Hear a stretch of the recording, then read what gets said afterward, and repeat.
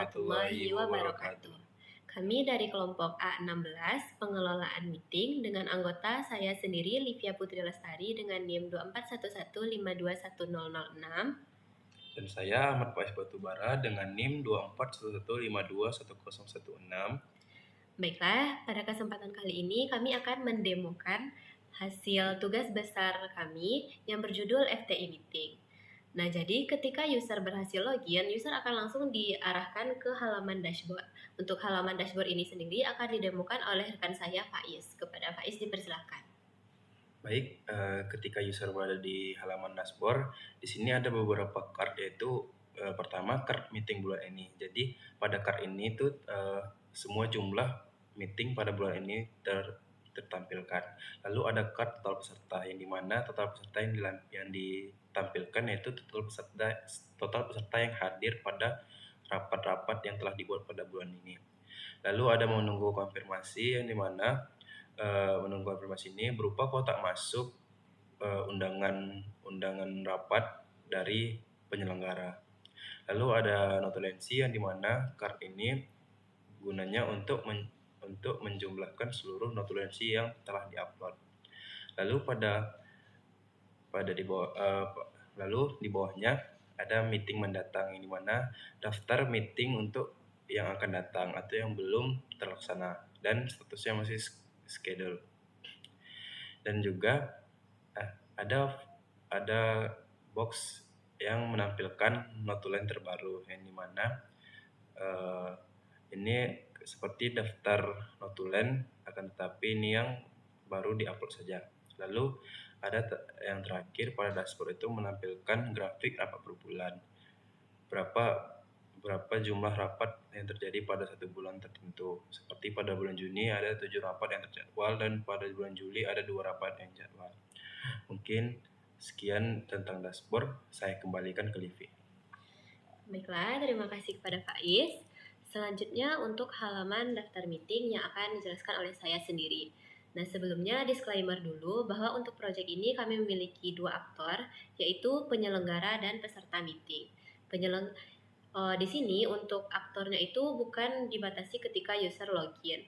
Jadi semua user bisa menjadi penyelenggara ketika dia membuat meeting, dan semua user juga bisa menjadi peserta ketika dia diundang untuk menghadiri meeting tertentu. Nah, pada halaman daftar meeting ini ditampilkan daftar meeting-meeting yang dimana user ini sebagai penyelenggara maupun pesertanya. Nah, pada halaman ini dibatasi bahwa hanya 5 meeting yang bisa ditampilkan untuk satu halaman. Jika jumlah meetingnya melebihi dari 5, maka meeting selanjutnya akan ditampilkan pada halaman selanjutnya. Di sini juga terdapat fitur searching untuk mencari meeting yang ingin kita temukan. Kemudian juga bisa melakukan filter untuk status meeting yang ingin kita cari. Misalnya untuk meeting yang berstatus draft, kemudian meeting yang sudah terjadwal, meeting yang sudah komplit, dan meeting yang dibatalkan. Kemudian user juga bisa mengurutkan meetingnya berdasarkan meeting terbaru maupun meeting yang terlama. Kemudian untuk fitur selanjutnya yaitu buat meeting. Di sini saya akan coba demokan. Nah, di sini akan muncul form yang harus dilengkapi oleh user agar bisa membuat meeting. Jika salah satu form dengan tanda bintang ini tidak dilengkapi, maka meetingnya tidak akan berhasil dibuat.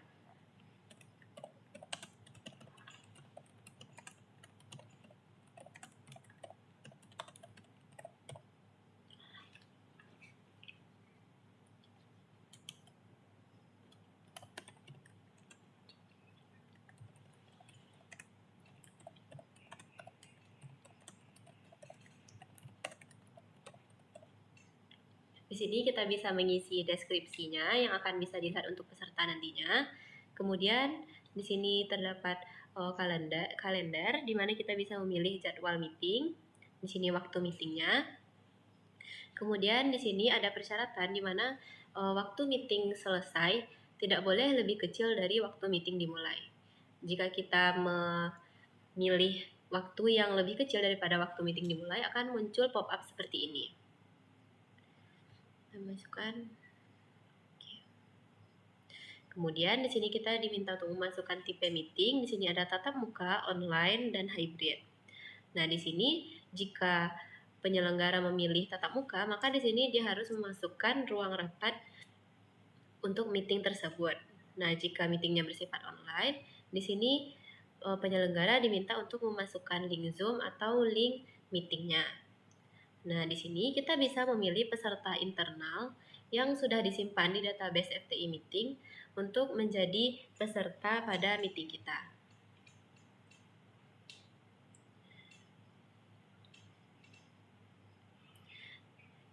Setelah itu, di sini juga terdapat tab peserta eksternal.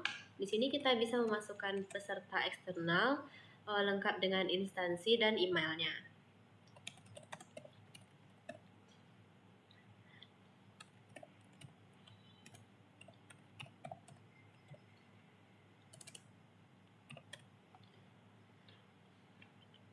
Kemudian di sini terdapat beberapa button, yaitu ada batal, simpan draft, dan buat dan kirim undangan. Jika penyelenggara menekan batal, maka proses ini akan dibatalkan. Jika simpan draft, maka status meeting ini akan menjadi meeting yang bersifat draft. Kemudian jika buat dan kirim undangan, maka meeting akan dibuat dan undangan akan dikirim kepada peserta. Sementara kita simpan dulu. Selanjutnya kita masuk ke fitur selanjutnya, yaitu untuk melihat detail meeting. Di sini kita bisa mengklik salah satu meeting, kemudian tampilan detail meeting akan tampil dengan tampilan seperti ini.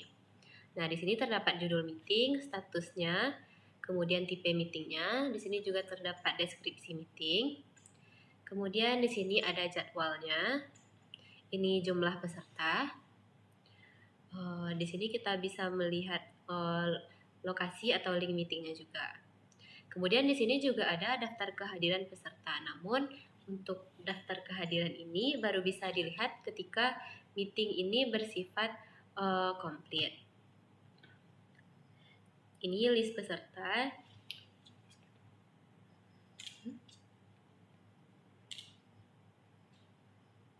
Kemudian bisa kita lihat pada bagian atas di sini terdapat button edit meeting. Nah, jadi untuk meeting yang masih berstatus draft dan edit, di sini kita masih bisa melakukan edit. Di sini, misalnya kita sudah memastikan informasi mengenai meeting dan kita sudah yakin. Nah, maka kita bisa mengubah status meeting menjadi dari draft menjadi schedule. Nah, yang membedakan antara meeting draft dan schedule ini adalah ketika meeting bersifat draft, itu tuh undangannya belum dikirim kepada peserta meeting. Sedangkan jika status meeting sudah kita ubah menjadi schedule dan kita mengklik button simpan, maka meeting tersebut akan tersimpan dan undangannya akan terkirim ke peserta meeting. Kemudian juga ada opsi untuk cancel, yaitu untuk mengubah status meeting menjadi cancel, bisa dibatalkan. Di sini kita simpan. Nah, kemudian di sini statusnya akan otomatis berubah. Baik, di sini saya akan menjelaskan mengenai detail undangan. Dikarenakan pada meeting ini tadi telah mengundang beberapa peserta. Jadi di sini saya akan menggunakan akun yaitu Livi Putri Lestari.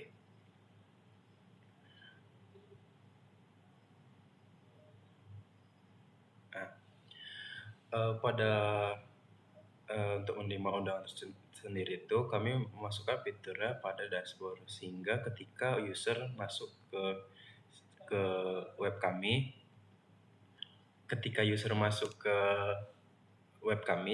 user langsung melihat adanya notifikasi kotak masuk yang berupa undangan. Di sini saya akan mengklik. Nah, dan juga di sini user dapat menerima undangan ataupun menolak undangan. Nah, untuk undangan yang telah lewat dari jadwalnya itu nanti akan adanya seperti notifikasi bahwasannya meeting telah selesai atau telah lewat. Di sini saya akan menerima undangannya. Nah, ketika peserta menerima undangannya, maka statusnya menjadi otomatis menjadi hadir. Dan untuk ketika menolak undangannya itu statusnya akan menjadi absen. Oke, baik. Sini nah, meeting yang telah yang diterima tadi itu masuk ke daftar meeting user. Yang dimana pada logikanya itu daftar meeting itu terdapat meeting-meeting yang sebagai peserta yang telah diterima ataupun sebagai penyelenggara. Nah, berikut adalah tampilan dari detail meeting bagi peserta yang terdapat beberapa jadwal dan juga link jika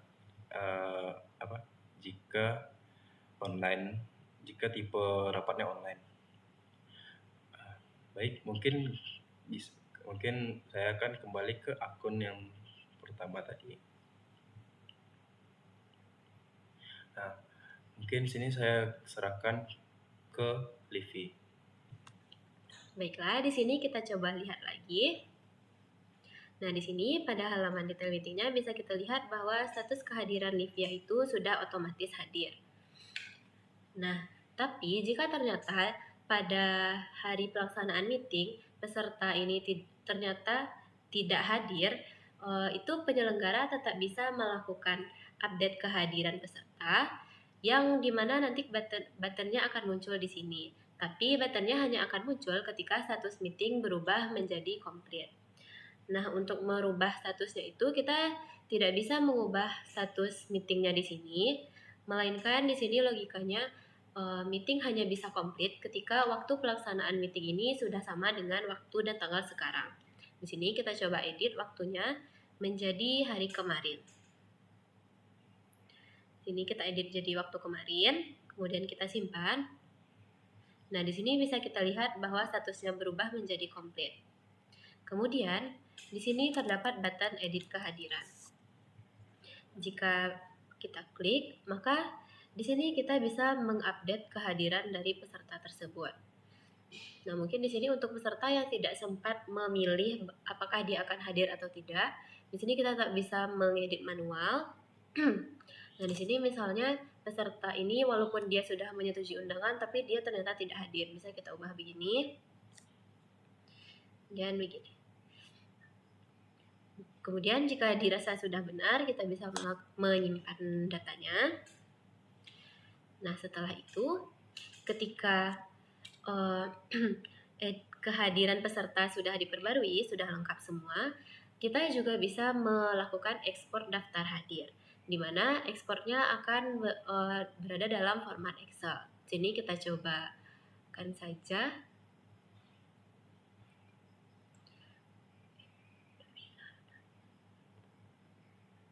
Nah, kira-kira beginilah tampilannya. Sini ada tertera judul meeting, tanggal, waktu, tipe, status, penyelenggara, beserta rekap kehadiran pesertanya.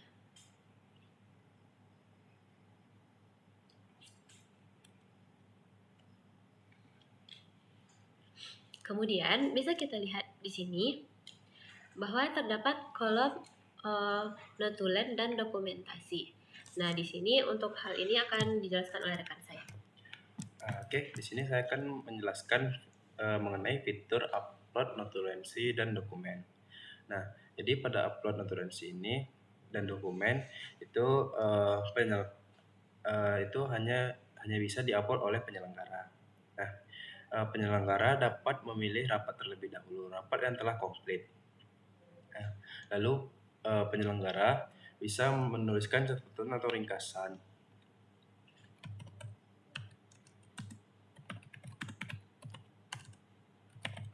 Nah, lalu penyelenggara dapat memilih file notulensi yang ingin diupload dan bersifat wajib. Di sini saya akan mencoba untuk menginputkannya.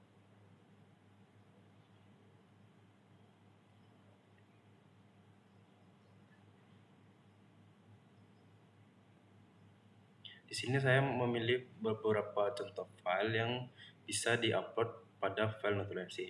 Dan di sini terdapat kolom untuk mendrag atau memilih foto yang ingin ditampilkan nantinya. Di sini saya akan mencoba untuk mengupload beberapa foto yang ingin ditampilkan. Nah, pada upload dokumentasi ini dia tidak hanya bisa satu, tapi bisa beberapa foto.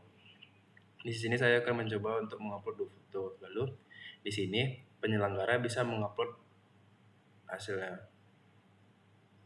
Nah, pada daftar riwayat notulensi itu terdapat uploadan yang terakhir kalinya. Itu terdapat dokumen yang dapat dilihat dan juga terdapat jumlah fotonya. Nah, di sini penyelenggara dapat mengedit notulensi ataupun dokumentasi, dan ini tidak bersifat wajib. Jika penyelenggara hanya ingin menambahkan foto, itu penyelenggara tidak wajib mengupload file baru. Mungkin di sini penyelenggara juga dapat mengekspor hasilnya. Di sini saya akan mencoba mengekspornya. Nah, untuk hasilnya itu seperti ini. Terdapat informasi rapat, lalu peserta, lalu terdapat juga ringkasan catatan dan isi file notulensi. Nah, dikarenakan tadi ada penguploadan dokumentasi, maka di bagian akhir terdapat dokumentasi foto pada rapat tersebut. Nah, mungkin lalu kita akan mengecek pada detail meeting yang telah dibuat tadi. Nah, di sini terdapat notulensi yang telah diupload tadi. Di sini penyelenggara juga dapat mengunduhnya di sini. Nah, ini cuma melihat ternyata. Dan juga kita akan mencoba pada akun peserta. Nah, kita akan ke daftar meeting, lalu bisa kita lihat pada peserta yang tidak hadir tadi tidak adanya daftar meeting yang terdapat pada tidak adanya meeting yang terdapat pada daftar meeting. Baik, di sini saya akan mengecek dari akun yang hadir tadinya, yaitu ada akun Bima dan FTI. Nah, di sini pada daftar meeting terdapat jadwal meeting yang tadinya dihadiri oleh Bima. Di sini Bima dapat melihat hasil dari meeting yang telah selesai, dan juga pada notulen terbaru di sini Bima sebagai peserta itu dapat melihat notulen tadinya. Nah, di sini peserta hanya dapat melihat saja, itu dapat mengekspor PDF-nya. Nah, sama seperti penyelenggara tadi, peserta hanya dapat melihat dan tidak dapat mengupload ataupun mengedit upload notulensi dan dokumentasi tadinya. Baik, mungkin saya akan kembali ke akun utama.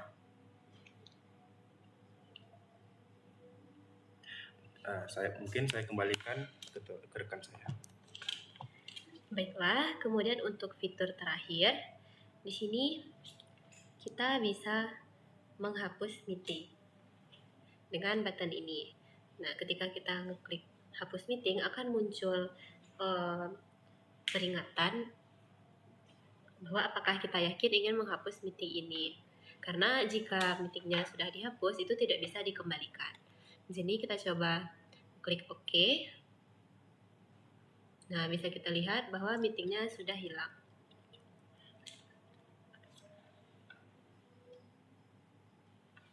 Di sini bisa kita tes untuk mencari meeting yang sudah kita hapus tadi, yaitu rapat pengadaan barang.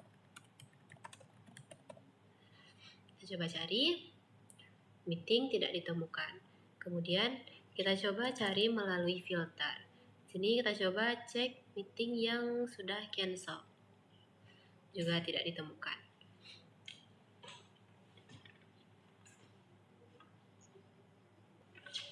Baiklah, kami rasa sekian dari demo program kami. Terima kasih atas kesempatan yang diberikan dan mohon maaf atas kesalahan yang ada. Terima kasih. Assalamualaikum warahmatullahi wabarakatuh.